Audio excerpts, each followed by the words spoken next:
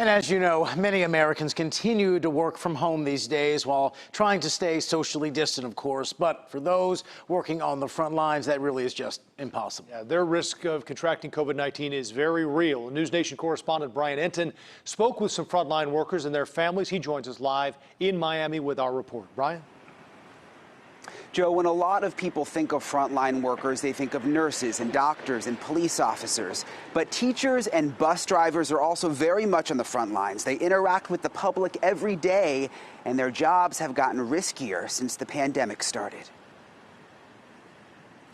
Shadell Hamilton was a Miami bus driver for 29 years. When the pandemic hit, his family says he was nervous to work but had to keep food on the table. So he brought this backpack full of cleaning supplies with him on the bus every day. He had wipes, he had a face shield, he had everything you could think, Lysol, hand sanitizer, that he was all taking to work to ensure that he would be safe. Despite taking all of those precautions, on August 3rd, Hamilton went into the hospital with COVID-19. For more than a month, he fought for his life, but lost the battle this past Monday. The 62-year-old bus driver's last Facebook post said, "If you have been blessed not to deal with COVID-19, thank God." He died doing what he loved, but we are picking up the pieces and we're trying to figure out how to get through life beyond this, because he was the pillar of our family, without any question. Hamilton is the third Miami-Dade transit worker to die with the virus. The Amalgamated Transit Union, which represents bus drivers nationwide, says there have been 87 COVID-related deaths across the country. The union does not track whether the virus was the primary cause of death. It's a very scary time to be a bus driver. As far as the PPE, it's gotten better. We're still not at the N95s.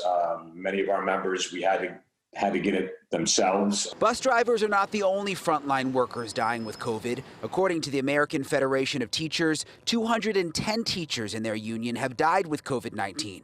And that number is likely much higher when you include teachers in smaller unions.